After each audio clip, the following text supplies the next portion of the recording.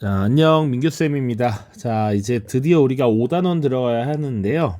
5단원 들어가기 전에 미리 주제 11과 관련된 나의 수업 돌아보기 설명을 좀 하고 진행을 하겠습니다.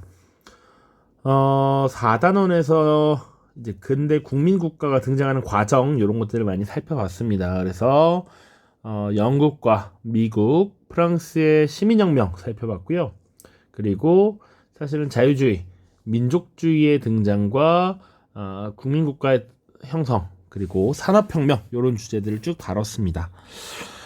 여러 가지 주제가 있어서 나의 수업 돌아보기를 어떻게 구성을 할까 고민을 많이 했었는데 지난 그 프랑스 혁명 발표에서 우리 정혜성 학생이 발표 말미에 이렇게 의견을 하나 줘서 정말 좋은 생각이다. 사실 우리가 역사를 공부하면서 이런 것들이 필요하지 않은가라는 생각이 들어서 역사하기라는 코너로 시민혁명은 과연 숭고한 투쟁인가라고 넣어놨습니다.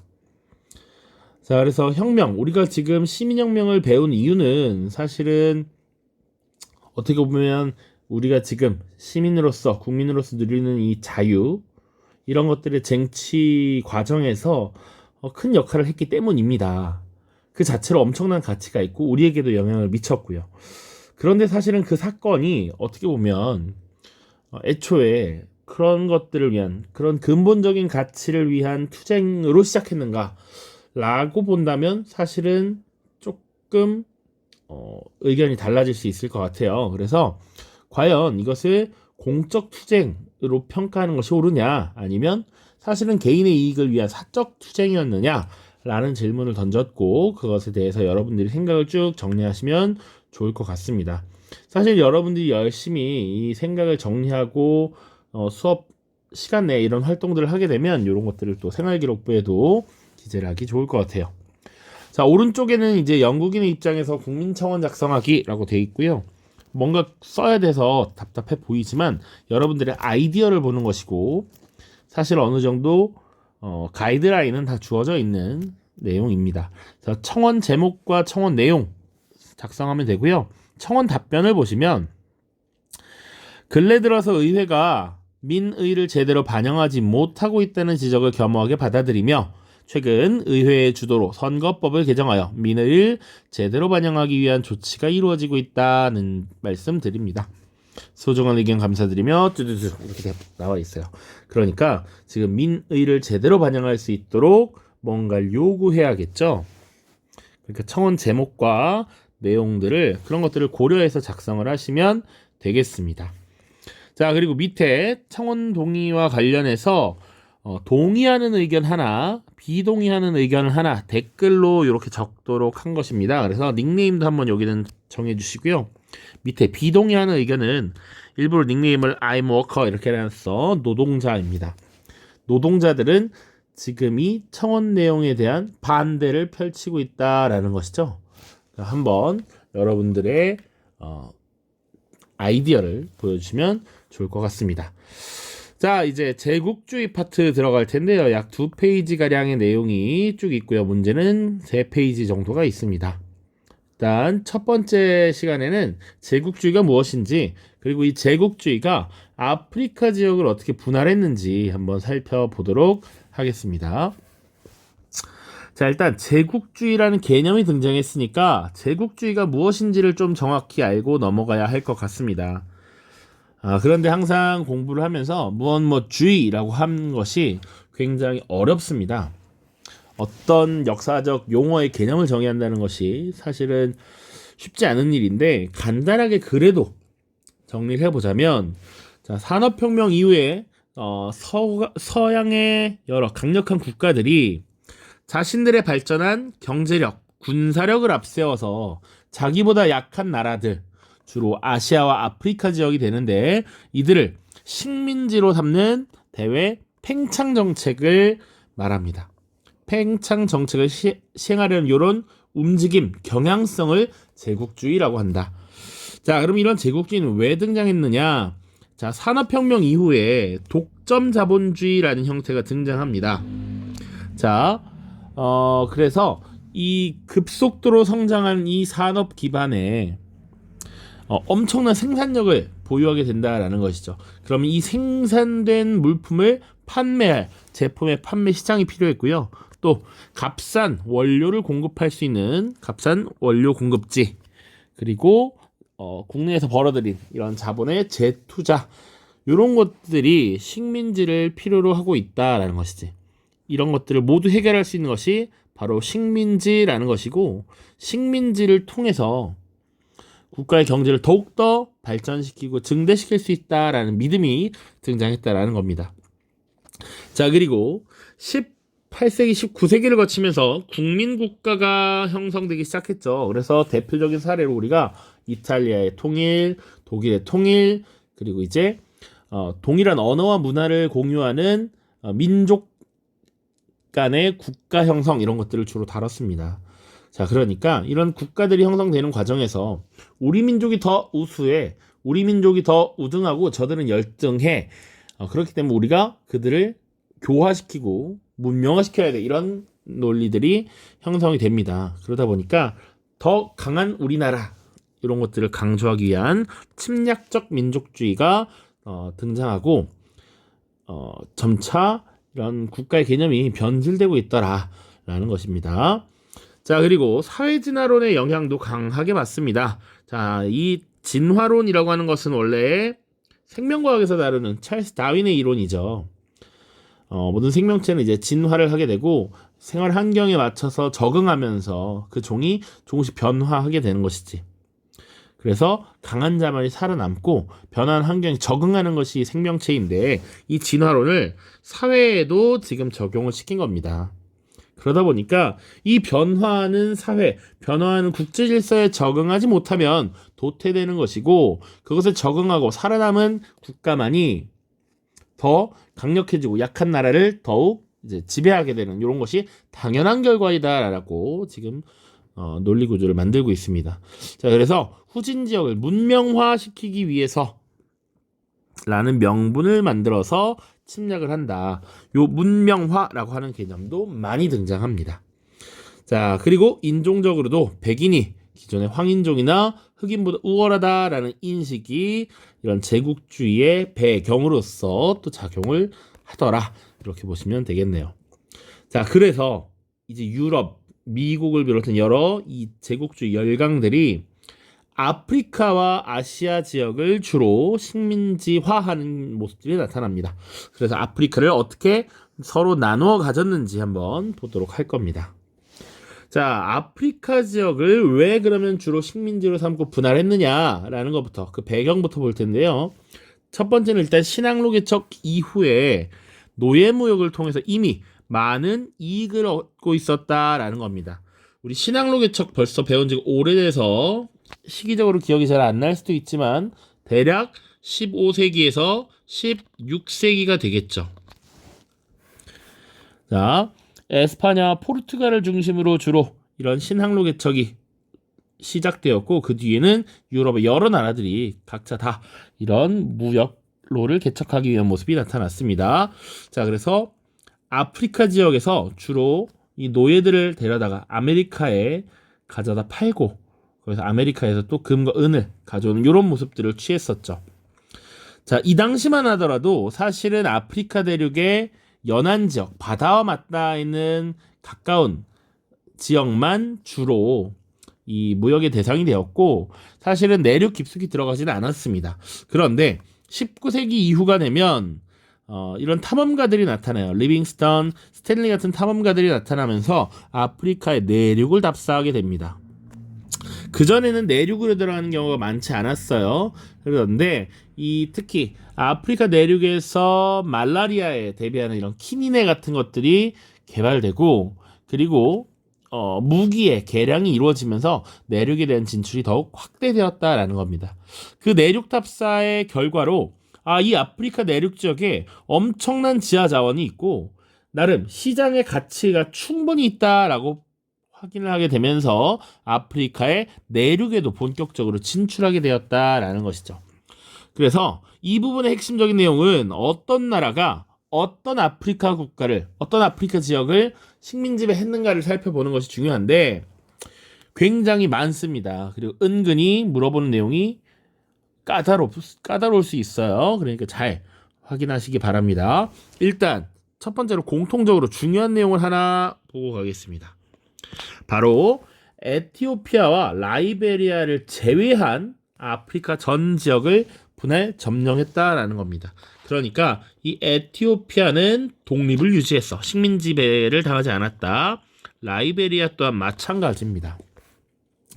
자, 그래서 에티오피아의 경우는 밑에 또 나오긴 할 텐데 원래는 이탈리아의 침략을 받았습니다. 그런데 이 에티오피아는 이 19세기 이미 빠른 근대화 과정을 거치면서 나름 신식 무기도 많이 갖추고 있었고 외교적인 수완을 잘 발휘했습니다. 자, 그래서 이 이탈리아와의 전쟁에서 승리를 하게 됩니다. 그 승리한 전투가 바로 아도와 전투라고 하는 것이고요. 밑에도 있으니까 여기 있습니다. 당시 에티오피아를 이끌었던 국왕이 누구냐면 바로 메넬리크 2세라고 하는 인물입니다. 아도와 전투 메넬리크 2세. 이때 이탈리아가 에티오피아를 침략했으나 실패했다. 물론 또 알아야 되는 건 그래서 훨씬 뒤에 1935년이 되면 파시스트가 등장하고 이때 무솔리니가 이 에티오피아를 결국은 무력으로 점령하게 되는 이런 모습들도 나옵니다. 자, 그리고 라이베리아 같은 경우에는 미국에서 활동하던 이 노예들이 다시 돌아가면서 아프리카 지역에 세운 국가예요. 그래서 이 라이베리아는 간섭을 받지 않고 독립국으로 유지가 되었습니다. 자, 이제 그 외의 나머지 나라들을 쭉 보겠습니다. 영국 보시면 첫 번째 일단 수에즈 운하의 관리권을 획득했다라고 나와 있어요. 그러면 수에즈 운하가 뭔지를 좀 알아봐야 될 것 같아서 오른쪽에 개념을 넣어놨습니다. 요거 수능 특강에 지금 들어있는 거 그대로 갖고 왔어요. 지중해와 홍해를 연결하는 인공수로다라고 되어 있습니다. 지중해가 어딘가요? 밑에 지도를 한번 보면 여기 유럽과 아프리카 사이에 껴있는 바다가 지중해죠. 홍해는 이 아라비아 반도와 아프리카에 껴있는 게 홍해입니다. 그러니까 요 사이를 이렇게 뚫었다라는 얘기예요. 그렇게 되면 어떻게 돼? 원래 유럽에서 인도 지역을 할 때 요렇게 돌아가야 했는데 이제는 바로 요렇게 훨씬 더 짧은 거리를 이동해서 무역을 할 수 있었다라는 것이죠. 이걸 연결하면서 유럽과 인도를 오가는 항로가 크게 단축이 되었습니다.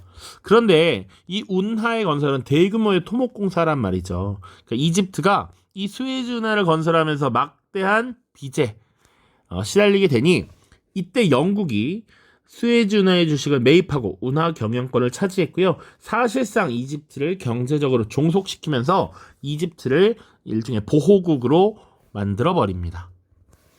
자, 요 내용이야. 이집트를 보호국화했다. 그전에는 사실은 이 이집트라고 하는 지역은 오스만 제국의 영역 안에 있었는데 이제 지금 영국의 영향력을 받게 되었다. 자, 그래서 지금 오른쪽에 지도도 같이 보시면 좋습니다. 자, 이 이집트 지역, 요 이집트 지역 여기 그리고 남쪽 수단까지 지금 내려가려고 하는 모습을 보여요. 자, 그리고 또 남아프리카 지역을 식민지화하려는 모습이 나타납니다. 자, 이 과정에서 사실은 당시 아프리카 원주민의 국가였던 줄루 왕국과 일전을 벌이게 돼요. 자, 이 줄루 왕국과의 전투에서 패배합니다. 자, 그 전투가 이산드루아나 전투라고 하는 것이고요. 물론 이 이산드루아나 전투에서는 패배했지만 그 뒤에 대규모의 병력을 파견을 해서 이 남아프리카 지역을 결국은 점령했던 것이 영국이다. 그리고 그 이후에 보어전쟁이라고 하는 거 있습니다. 여기 여러분들 교육과정이나 교과서에 나와 있지도 않지만 이 보어전쟁을 통해서 당시 네덜란드 세력들을 다 몰아내고 이 남아프리카 지역을 모두 장악하게 됩니다. 자, 그 뒤에 종단 정책이라는 것을 추진합니다. 그러니까 이 아프리카 대륙을 보시면 지금 영국령 이집트라고 돼 있고요. 여기 남아프리카 지역을 지금 차지를 했습니다.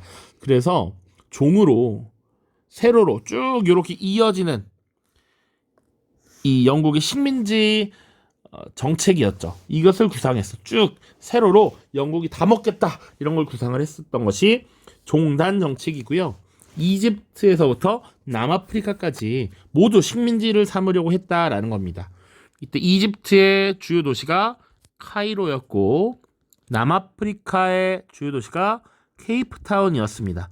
자, 그래서 이 영국이 식민 지배하고 있는 여러 나라가 있었는데 그 여러 나라의 도시를 주로 잇는 정책이 하나 등장합니다. 그것을 3C 정책이라고 해요. 그래서 카이로와 케이프타운 그리고 인도의 캘커타, 지금의 콜카타인데 이 지역을 이어서 자신들의 식민지 영역을 하나의 섹션으로 구분하려고 했던 것이죠. 자, 조금 TMI인데 캘커타는 이렇게 씁니다. 그래서 C가 맞는데요.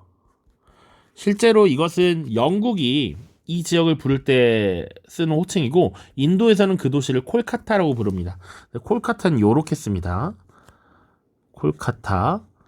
그래서 사실은 3C라고 하면 요새는 잘 맞진 않지만 그래도 과거에 전통적으로 쓰던 거라서 익숙하게 좀 봐주시라 라는 입장에서 써놨습니다. 3C 정책. 자, 아니면 한국식으로 3Q 정책 이렇게 하면 됩니다. 됐죠? 자, 그 다음 프랑스입니다.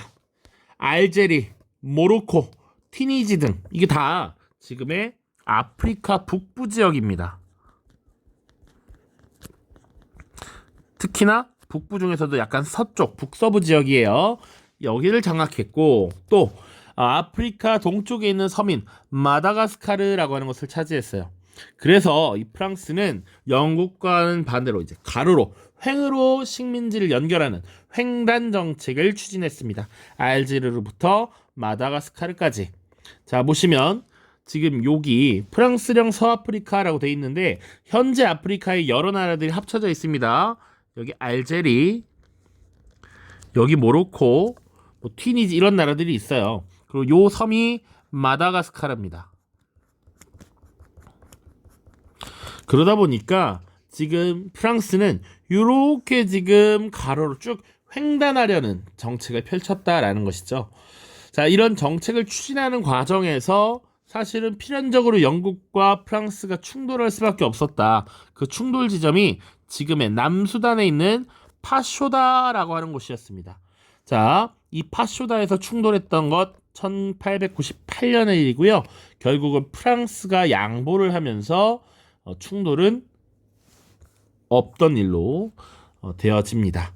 자, 그래서 여기 지금 영국과 프랑스의 충돌 파쇼다 사건 써 있고요. 누가 양보했다? 프랑스가 양보해서 충돌은 없었다라는 것 기억하시면 되겠습니다.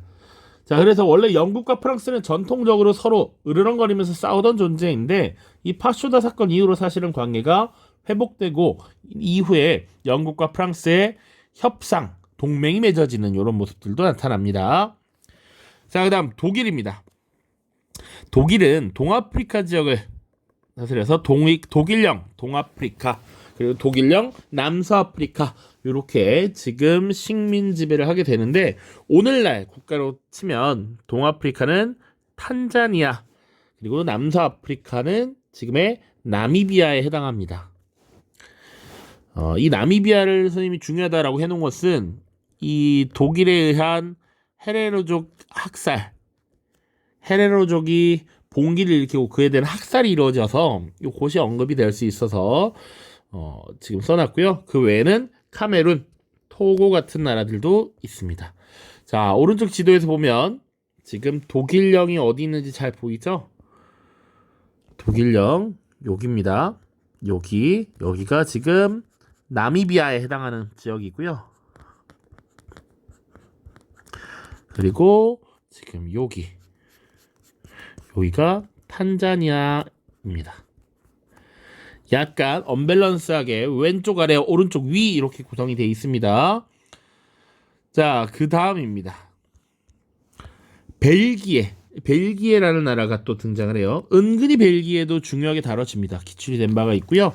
벨기에의 국왕이었던 레오폴드 2세가 콩고라고 하는 국가를 개인의 사유지로서 식민 지배하게 됩니다. 거의 아프리카 대륙 중간에 딱 있는데요. 당시에 이 레오폴드 2세의 독자적인 행동에 유럽 여러 나라들이 살짝 당황합니다. 이 지멋대로 막 가져가? 이거 안 되지? 라고 해서 이후에 베를린 회의라고 하는 것이 개최되고 이 열강들이 아프리카를 분할하는 원칙이 수립되었다. 이 정도 기억하시면 됩니다. 벨기에가 점령했던 콩고의 위치도 한번 보시고요. 콩고 아프리카 대륙의 중간에 딱 있습니다. 특히 이 레오폴드 2세가 콩고를 착취할 때 정말 엄청나게 뭐랄까요 만행을 자행했다라고 하죠. 주로 이 지역에서 고무가 많이 났는데 이 고무에 대한 수요가 굉장히 높았습니다. 왜냐하면 당시 무기들을 생산하고 전차 뭐 이런 걸 만들 때 중간중간에 열에 의한 마모를 줄이고 사용되는 부품이 주로 고무였던 거야. 그래서 고무나무를 기르는데 이 지역이 가장 많이 고무가 나는 곳이었고 할당량을 줘서 고무를 가져오지 않으면 막 팔을 잘라버리고 막 이런 모습들이 나타납니다. 벨기에 그리고 이탈리아 보시면 리비아와 소말리아 에레트리아를 식민지화했다 이렇네요. 교과서에 지금 안 담겨 있는데 지도에 다 표기가 되어 있습니다. 과거 기출에도 언급이 된 적이 있으니까 한번 보셔야 되고요.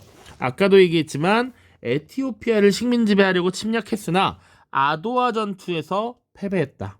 그 에티오피아를 이끌었던 국왕이 메넬리크 2세다 라는 것 기억을 하셔야 됩니다. 포르투갈까지 마저 보고 지도 보죠. 포르투갈, 앙골라와 모잠비크를 식민지화했다 이렇게 나와 있습니다. 자, 오른쪽 지도를 보시면요, 아까 에티오피아의 위치 꼭 봐야겠지.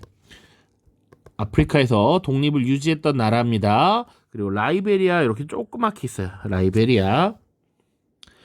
자, 그리고 봐야 되는 것 앙골라와 모잠비크죠. 여기 지금 포르투갈의 식민지였던 앙골라와 모잠비크 나름 평행하게 있습니다. 평행하게. 자, 이 정도로 보시면 되겠네요.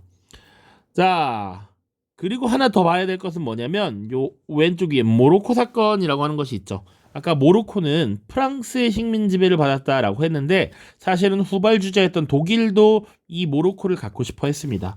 그래서 모로코에서 두 차례 충돌을 해요.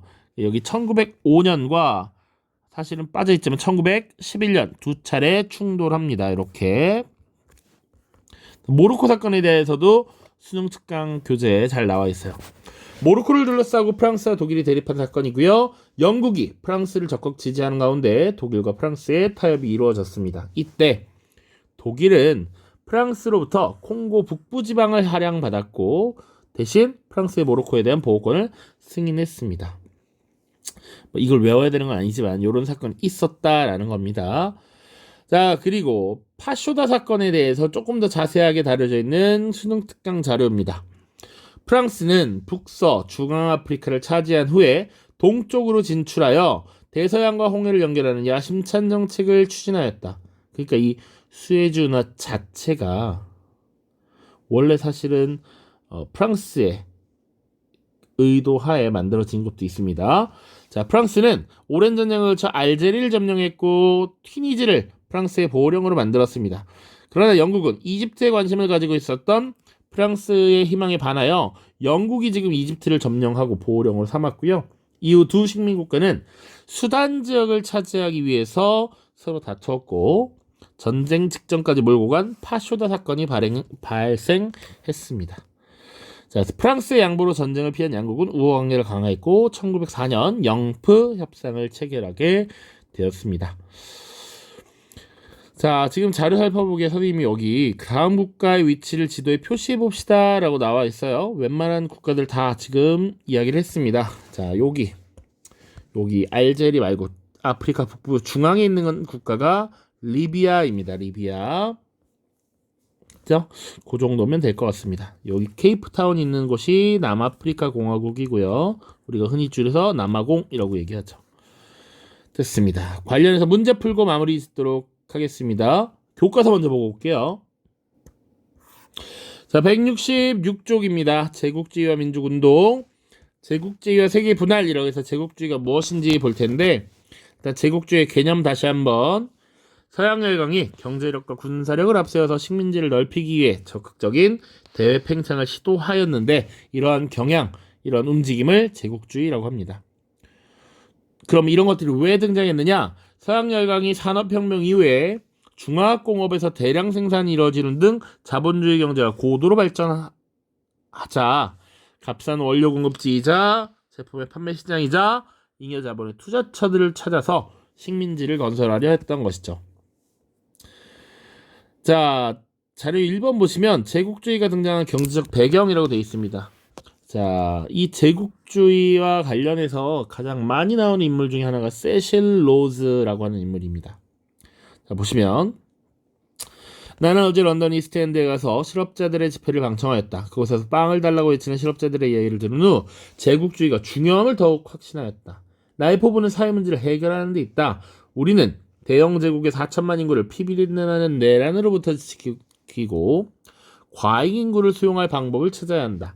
이를 위해 새로운 영토를 확보하고 또 공장이나 광산에서 생산한 상품의 판로를 개척해야 된다. 만일 당신은 내란을 피하고 싶다면 당신은 제국주의자가 되어야 한다.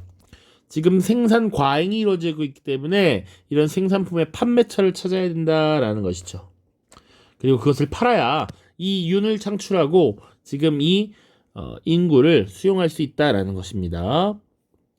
자, 그리고 제국주의를 지향하는 과정에서 식민지를 개척하는 것은 어찌 보면 국내에서의 사회 갈등을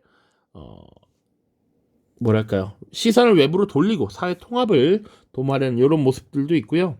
그리고 여기 지금 식민지 쟁탈전에서 승리해서 더 많은 식민지를 차지하는 그것이 국가의 위신을 높이는 일이다 라고 생각하는 경향도 있었다라는 겁니다.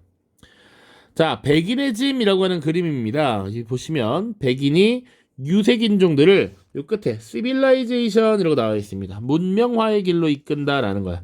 그래서 이 백인들은 이것이 자신들의 의무이자 해야 할 일, 사명감을 가지고 있는 일이다. 이런 식으로 포장을 했던 것이죠. 식민지배를 정당화하는 논리였습니다. 자, 그리고 심지어 두개골의 모양을 비교한 그림도 있고요. 167쪽에 지금 아프리카 분할 보시면 이 줄이 다 중요합니다. 밑에 두 번째 문단은 다루지 않은 부분이라서 언급을 해보고 가죠. 영국은 주로 그 지역 토착민 협력자에게 통치를 위임하는 간접 지배를 선호했지만 프랑스는 자신들의 전통을 식민지에 이식해서 프랑스화시키는 것을 주로 정책적으로 추구했습니다.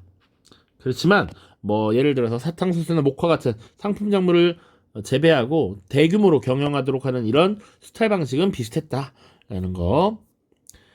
자, 세실로즈의 동상 철거라고 돼 있는데 아까도 유원집이라는 작품 봤었죠? 자료 봤었죠? 상징하는 인물이고요. 남아프리카 식민지를 건설하는 과정에서 토착민에 대한 학살, 고문, 토지 스타일을 저지르면서 막대한 부를 쌓았습니다. 그것이 케이프타운 대학 부지메이비로 쓰였습니다. 그래서 이 남아공의 케이프타운 대학생들이 인종차별 전력을 근거로 철거하자라고 했다. 이런 내용입니다. 자, 요 지도는 아까도 잘 봤던 내용이니까 한번 보시면 되겠습니다. 문제 풀고 마무리 짓도록 하겠습니다. 자, 교재 138페이지입니다. 자, 2018년 6월 모의평가 15번 문항인데요. 이런 식으로 문제가 나온 적이 있습니다. 지도가 거의 그대로 나왔다라고 보시면 되고요. 가해 식민지가 보시면 이 지도를 그래서 알아야 한다. 여기가 이집트인 것 정도는 알 수 있어야 하고요. 여기가 남아공이구나 라는 건 알 수 있어야 합니다. 사실 이집트 밑에 수단이라는 나라가 있고 이 수단에서 사실 프랑스와 영국이 충돌했다. 남수단 지역의 파쇼다 이런 것도 기억을 하면 좋고요. 자, 그리고 나의 식민지는 지금 여기 나와 있습니다. 요게 일단 대표적이야. 여기가 지금의 리비아에 해당하고요. 그리고 여기가 소말리아입니다. 소말리아. 여기가 에레트리아라는 곳이에요. 에레트리아는 선생님이 아예 교재에 빼버렸습니다. 요 정도입니다. 자, 가해 식민지 가라는 국가 바로 알 수 있어야 합니다. 가는 딱 봐도 어떻게 보면 한 축을 가지고 세로로 쭉 내려오려고 하고 있죠. 가는 바로 영국이 되고요. 나는 리비아와 소말리아를 식민지로 삼았던 이탈리아가 됩니다. 자, 가. 아도아 전투에서 에티오피아에게 패배하였다. 요것은 이탈리아에 대한 설명이죠. 그쵸? 그리고 2번. 카이로와 케이프타운을 잇는 정책을 추진하였다. 요것을 종단 정책이라고 하잖아요. 정답은 2번이 됩니다. 3번. 줄루 왕국을 침략하여 식민지로 삼았다. 줄루 왕국이 지금의 남아공 지역에 있었던 국가입니다. 그래서 요것은 가에 대한 설명이라고 하면 맞겠네. 자, 4번. 헤레로족의 봉기를 무력으로 진압하였다. 요것은 독일에 대한 설명입니다. 독일이 식민지배했던 남서아프리카 지역. 여기야, 여기. 여기가 지금의 나미비아라고 하는 국가인데, 여기 예전에 꽃보다 청춘에서 저기 박보검, 이동희 이런 배우들이 갔었어요. 이 지역의 다수를 구성했던 것이 헤레로족인데, 이 헤레로족의 봉기를 무력으로 진압하고 강력하게 탄압했던 것이 독일입니다. 자, 그리고 5번. 가나 팽창 정책을 추진하면서 파쇼다 사건을 일으킨 것. 파쇼다 사건 연도도 알고 있어야 합니다. 1898이고요. 바로 영국과 이탈리아가 아니라 프랑스니까 정답이 될 수 없죠. 이렇게 푸시는 겁니다. 자, 2021년 그나마 더 최근입니다. 가 국가에 대한 설명으로 오는 것은 가의 식민지, 이거 지도 보면 알 수 있어야 합니다. 여기 마다가스카르까지, 여기 알제리. 가 국가는 바로 프랑스다. 프랑스. 그리고 이 프랑스가 파쇼다에서 지금 충돌했다라는 것도 알 수 있잖아. 자, 프랑스에 대한 설명을 고르면 됩니다. 1번. 벵골 분할령을 발표하였다. 요것은 아시아 식민지배에서 다룰 텐데, 영국이 인도 지역에 시행한 조치입니다. 그러니까 벵골 지역이 사실은 이슬람과 힌두교도들이 굉장히 많이 혼재되어 있었는데, 혼재라고 하기는 그렇지만 지역별로 좀 나눠 있었는데, 이 인도인들의 분열을 획책하기 위해서 제도적으로 지금 정책을 시행한 것이 벵골 분할령이고요. 아스테카 제국을 멸망시킨 거, 요 신앙록의 적식이 에스파냐가 되겠죠. 피사로와 코르테즈 이야기했었어. 플라시 전투에서 패배하였다. 요게 정답입니다. 플라시 전투 다음 영상에서 다루겠지만 1757년에 있었던 전투고요. 인도에서의 주도권을 두고 영국과 프랑스가 벌인 전쟁입니다. 이때 영국이 승리를 했고요. 요거 언제 또 얘기했었냐면, 사실 인도 역사 다룰 때 무굴 제국 시기 이야기했고요. 또 이 시기가 사실은 7년 전쟁이 벌어지던 시기입니다. 그래서 아메리카 식민지와 관련해서도 전쟁이 벌어지고, 인도의 주도권도 벌어지고, 유럽에서도 전쟁이 일어나고 했습니다. 무력 시위를 통해 일본을 개항시킨 것은 미국이고요. 헤레로족의 봉기를 무력으로 진압한 것은 독일이 되겠습니다. 오른쪽 9월 모의평가 14번 문항입니다. 밑줄 친 신흥국에 대한 설명으로 옳은 것은, 나는 전쟁 직전에 폐하께 우리의 대외 정책의 변화가 필요하다고 간청한 적이 있었다. 당시 세계는 두 국가의 대립과